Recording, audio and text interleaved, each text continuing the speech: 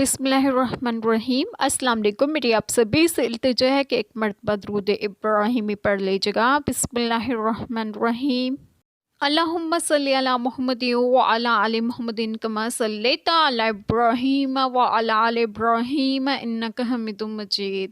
اللہم بارک علی محمد وعلی آل محمد کما بارکت علی ابراہیم وعلی آل ابراہیم انک حمید مجید۔ بسم اللہ الرحمن الرحیم۔ اور ہرگز کافر اس گمان میں نہ رہیں کہ وہ جو ہم انہیں ڈھیل دیتے ہیں کچھ ان کے لیے بھلا ہے۔ ہم تو اسی لیے انہیں ڈھیل دیتے ہیں کہ اور گناہ میں بڑھیں اور ان کے لیے ذلت کا عذاب ہے۔ بسم اللہ الرحمن الرحیم۔ آج جو بات میں آپ لوگوں سے ڈسکس کروں گی وہ یہ ہے کہ حق سے اناد اور رسول پاک صلی اللہ علیہ وسلم سے خلاف کر کے حدیث شریف میں ہے سید عالم صلی اللہ علیہ وسلم سے دریافت کیا گیا کہ کون شخص اچھا ہے؟ فرمایا جس کی عمر دراز ہو اور عمل اچھے ہوں۔ عرض کیا گیا اور بدتر کون ہے؟ فرمایا جس کی عمر دراز ہو اور عمل خراب ہوں۔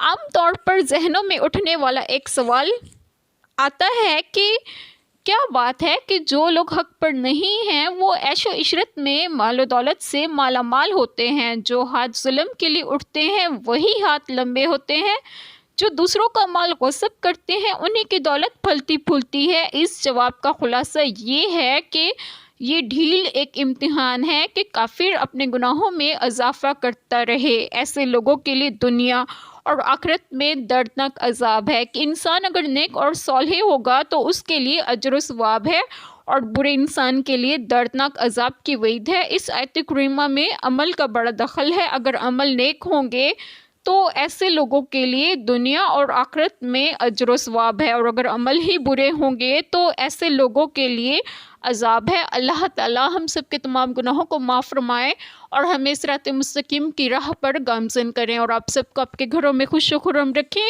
اور صحت و تندرستگی بھی دیں۔ آمین۔ جزاک اللہ خیر۔